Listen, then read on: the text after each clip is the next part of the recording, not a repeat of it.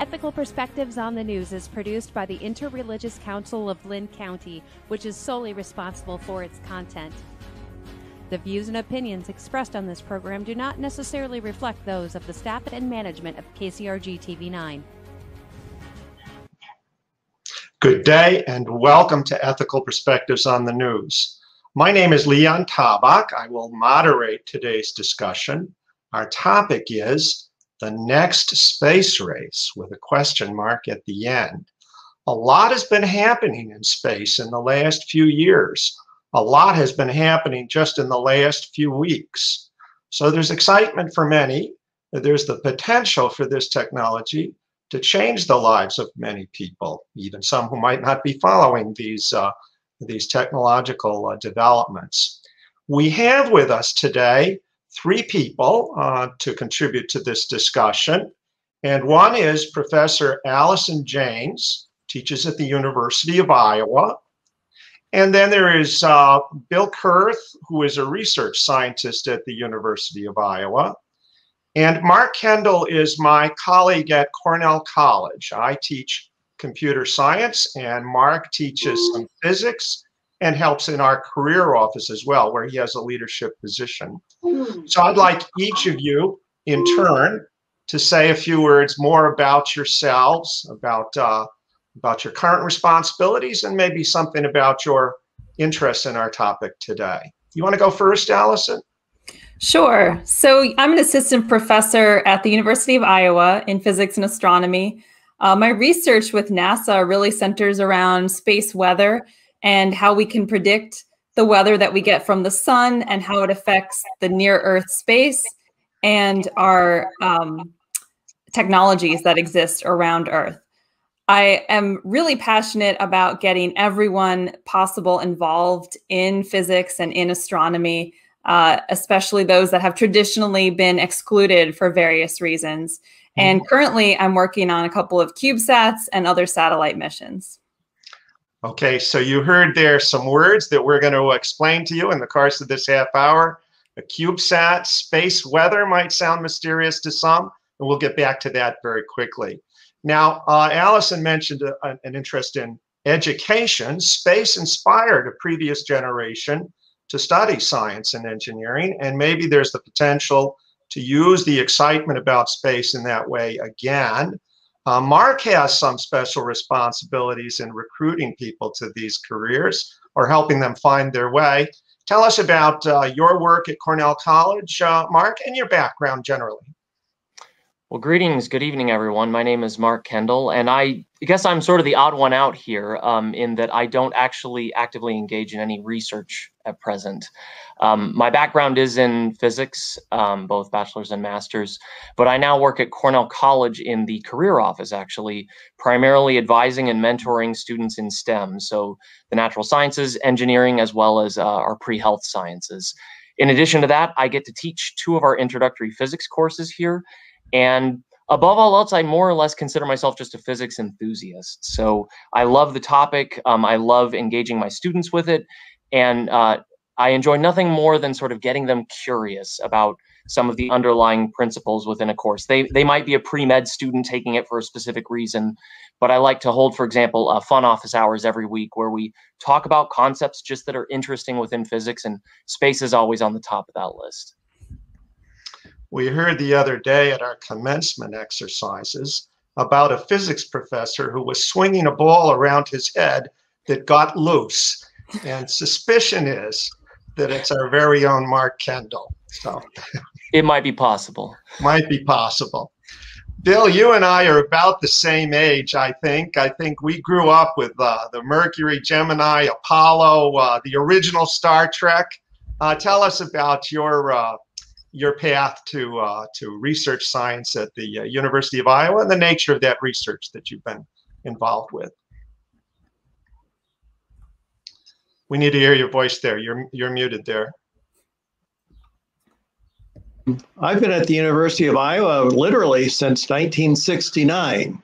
When I was a high school student in Cedar Rapids, I was an amateur astronomer and I saw the auroras. You can see them in Iowa occasionally.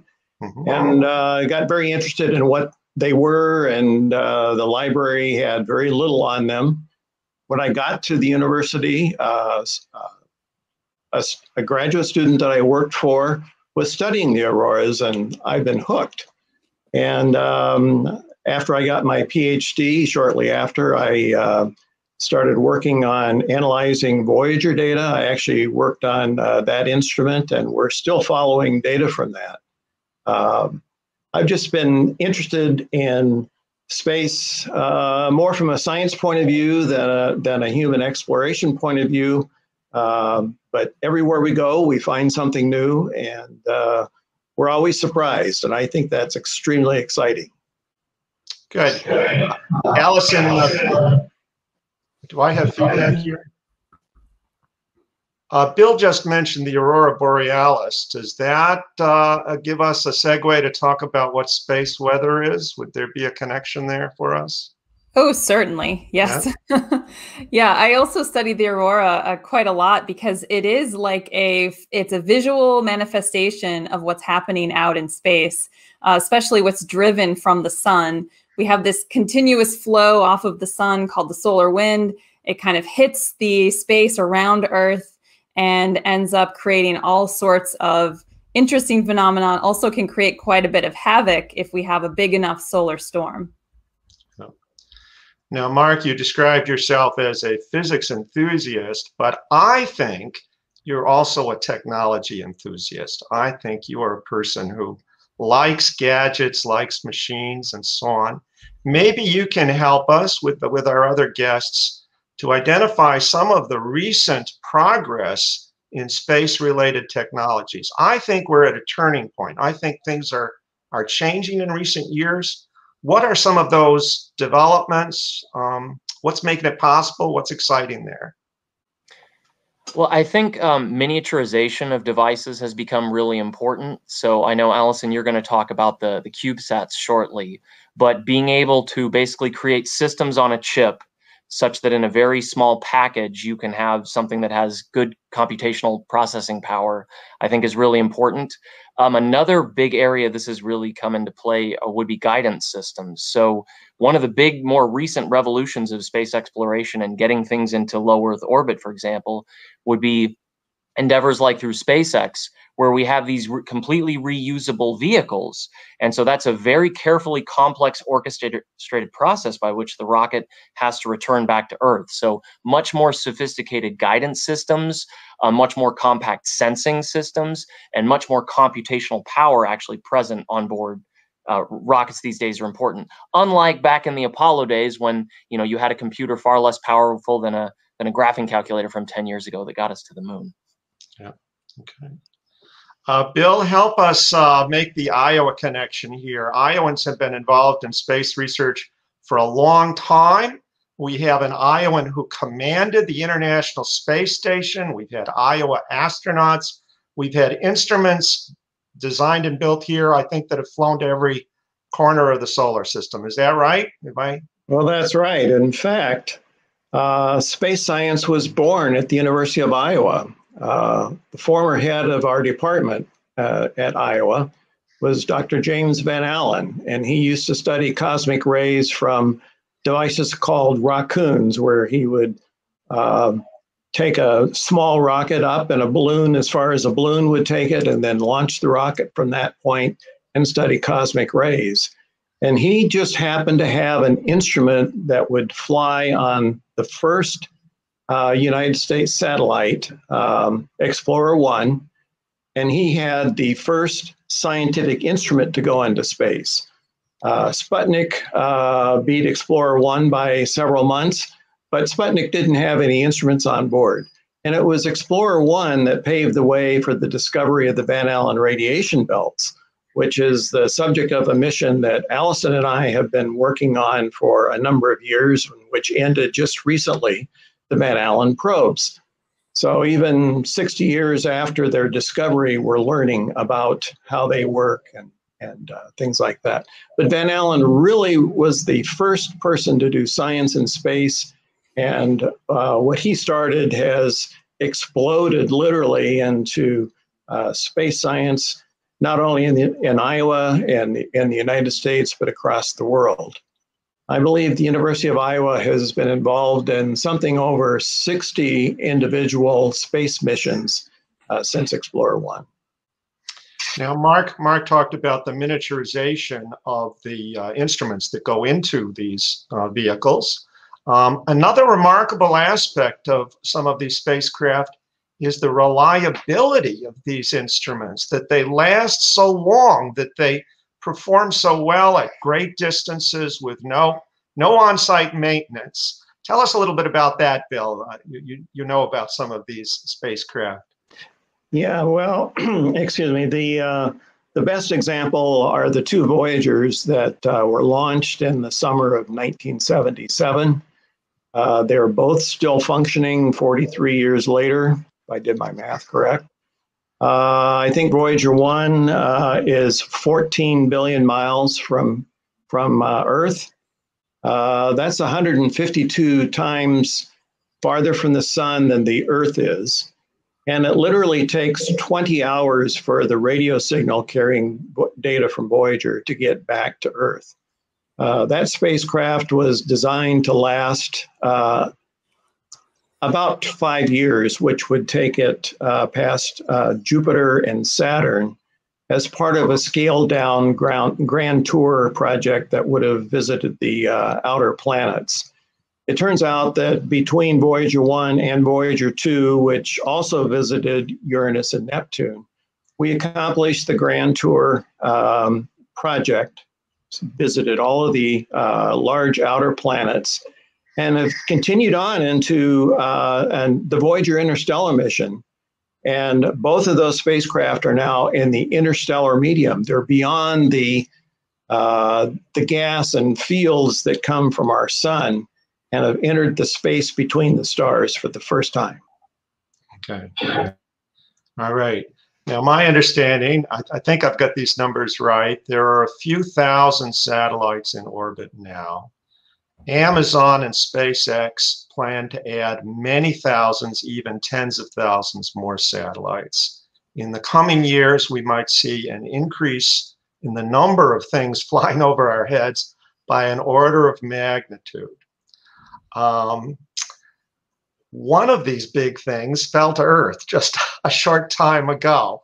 So one of the public interest questions is regards safety here. Does anybody want to comment on this? So I think you know what I'm talking about earlier this month. Tell our audience a little bit about what happened there. Any one of you.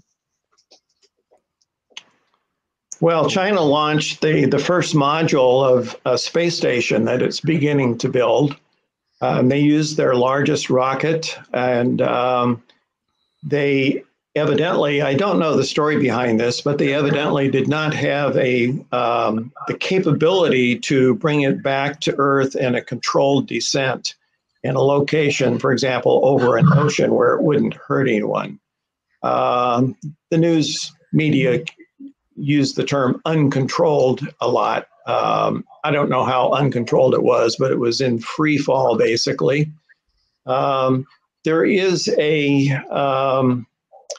1967 Outer Space Treaty that places the responsibility for any body that's launched by a country on that country. So if that rocket would have landed in Iowa or wherever and damaged a building or, God forbid, hurt a person, it would have been China's responsibility to make amends for that and remunerate whatever costs that were involved with damage caused by that.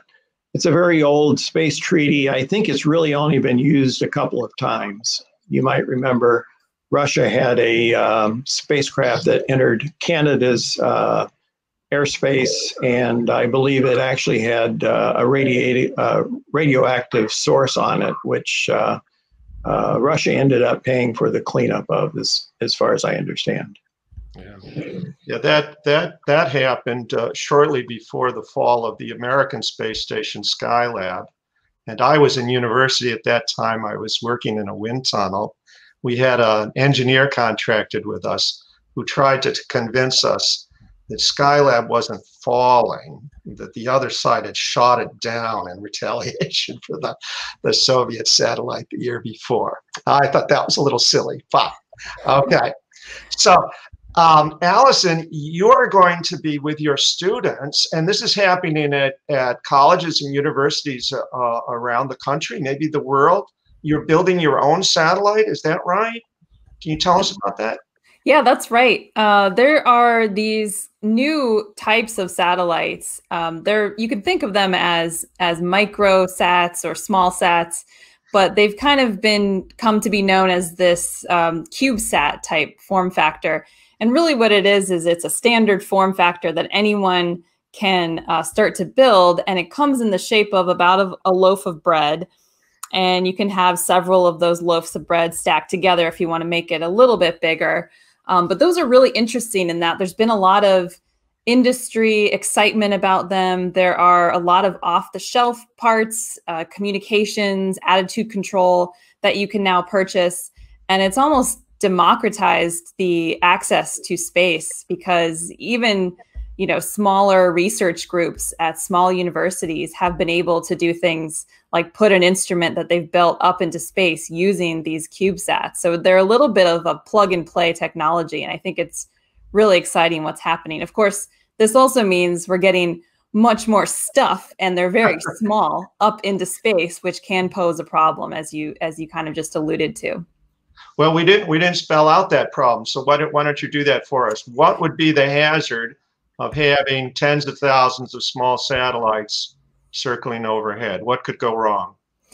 Well, so, so far we haven't had an enormous issue with this, but it's only a matter of time. We spend a considerable amount of resources dodging these small pieces of space junk, defunct satellites and CubeSats up there, things that have broken apart. And so our major satellites end up having to do these collision avoidance maneuvers quite regularly. And that takes a lot of manpower, a lot of planning, and they really just raise and lower their orbit a little bit so they can get out of the way of the other trash and junk that is orbiting.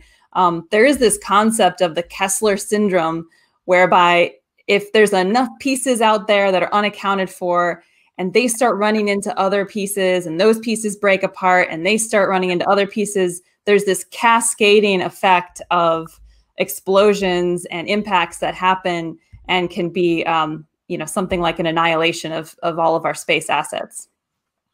Okay, I'd like to give some significant time to the potential for education here and for drawing more people into these fields. Mark and Allison, I think you both share a strong interest there. Why don't one of you take the lead and maybe you ask one another questions? Let's see if the two of you can help us understand the potential for education from all this excitement about space. And Bill and I will tell you what it was like in the old days when you're done, okay? I guess I'd like to know from Mark, are you seeing a growing excitement for space and space-related fields? I think in short, I am. So one thing that, for example, in the courses that I teach, I always try to have an astronomy night, for example, and that one is pretty much a universally popular activity that we have. So between that and the prospect of manned missions to Mars, and further exploration beyond that, for example, the New Horizons mission just a few years ago when it passed Pluto, and then more recently passed the Kuiper Belt object. Starts with an A. I can't remember its name. There seems to be consistent student interest in those things. And one thing that we'll often talk about also are sort of long-term, what is the grand plan for getting things into orbit? Because at the end of the day, we are constrained by conventional chemical-based rockets. And so we'll often talk about these much larger, like mega-scale engineering projects, like the idea of a space elevator or a launch loop for ultimately getting things more economically into orbit, and the sort of material science, engineering, physics challenges that kind of all come into that. Mm-hmm. So Allison, tell us about your interests here. Well, I certainly see a lot of students will see their peers really engaging in space research almost directly these days with the smaller platforms, the low cost access to space, we call it, such as these CubeSats, the balloons, the high altitude balloons, sounding rockets that don't quite go into orbit, and all of these other ways in which they can feel like they can directly impact the research that's going on, rather than, back in the Apollo days, it was fascinating stuff, but students weren't directly involved. So I see that changing for the good these days. Allison, was there something in your youth that drew you to this, that got you excited? As I say, I knelt in front of the television with a black and white film in my camera and took a picture of the screen as Neil Armstrong climbed down the ladder. My dad took me out in the yard to see a satellite pass overhead back in 1960, so one of the very first. So it was a very exciting time, and I wonder, my students have not lived a minute when there wasn't a human being in space. I wonder if the same excitement is available to them. I think so. I think with these high resolution images, measurements that we're getting of all these various objects throughout the solar system, putting drones into flight on Mars, things like that I wouldn't have even known were possible back when I was young. So it just all keeps culminating to be this more and more exciting endeavor. And we're looking at life, life on other planets, and how that kind of falls into how we got here. It's just incredible stuff. So I think the enthusiasm is still definitely there. Okay. Yeah, and to your point about the Ingenuity helicopter, Allison, that's a great point, because we flew a drone on Mars, and what's really fascinating is there's only about 1% of the atmosphere at ground level on Mars compared to Earth. Sure, the gravity's a little weaker, but that's a much larger feat to be able to accomplish on the Martian surface. Yes. All right. Let's talk about some of the kind of services that might be available to the public from satellite-based services. So let's list some that we already have, and then maybe speculate on what might be coming in the future. Anybody want to help me with that? Well, I can take a crack at that. I mean, you mentioned seeing that satellite in 1960. I believe that was the Echo satellite. It was a big balloon, and it basically was made out of reflective material, and the idea was to bounce radio signals off of it. A lot of the earliest satellites that were launched that were not specifically for scientific reasons were communication satellites. And I think you mentioned we have lots of satellites in orbit now. I think there's over 2,600 of them that are active. And of those, there's about over 1,000, 1,200 that are communication satellites. SpaceX, as you know, is launching these Starlink satellites. I think they have over 1,600 of them in orbit now. And their goal is to provide internet service to basically anybody in the world. And I can't help but think about the issues that the state of Iowa has getting internet to rural areas. And, if somebody's around to pay the bill, it seems to me like Starlink might be an answer to that.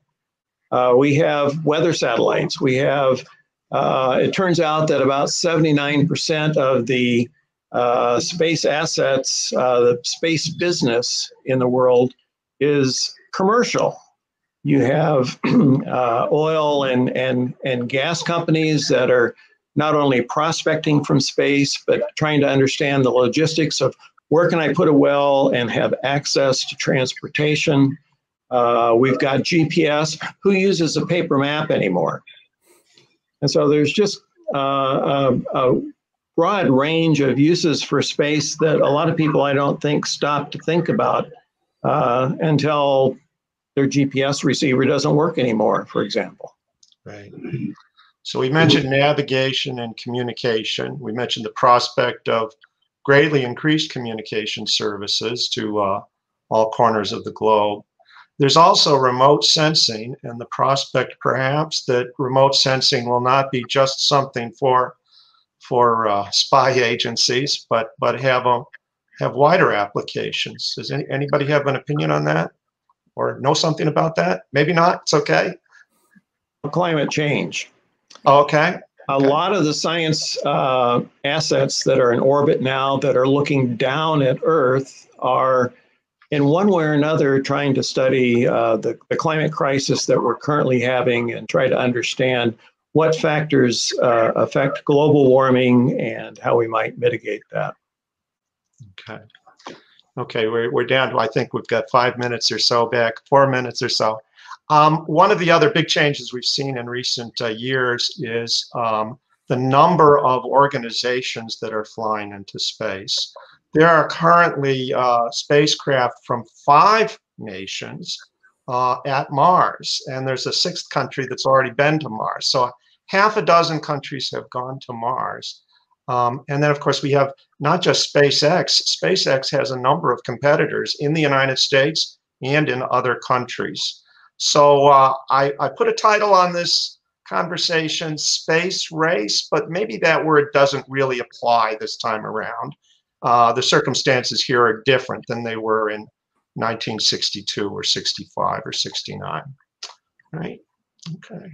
Yeah, they're different, but there's still definitely a little bit of a maybe power or control aspect that countries are going after by being able to, for right now, do some of this exploration, but maybe later on it will be to control resources there. So there's something to look at for those implications going forward.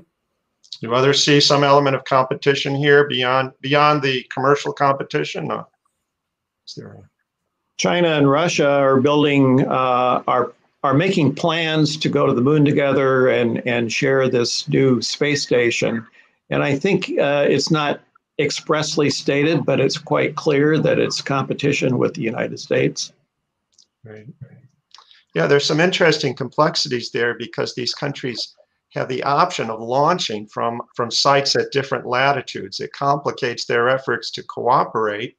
They can't all reach the same orbits and work together in outer space. At least that's what I read a little bit. Is that right? You're nodding your head, Allison? Yeah. Yes. Yeah, they're all going to have a different, a little bit of a different access to space. And so I think this is why we have some of these collaborations coming together.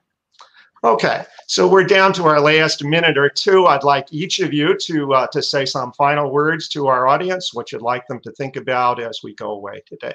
Okay, Allison, you want to say something? Sure. So I guess my big takeaway would be when you picture a scientist, you know, it's going to be very different from maybe what your kids say when they picture a scientist. And I think that's excellent. But going forward, there's still a lot of longstanding injustices that we need to overcome in order to involve everyone in this great discovery of science. Very good. Thank you. Mark, you want to follow up on that? I think you raised a great point, Allison. I guess I'll add for the youth, dream big, and also do what you can to learn about what it's going to take to get to those kinds of steps. So humanity is capable of a lot. When the chips are down and we provide enough funding for something, we're able to do a great deal with that.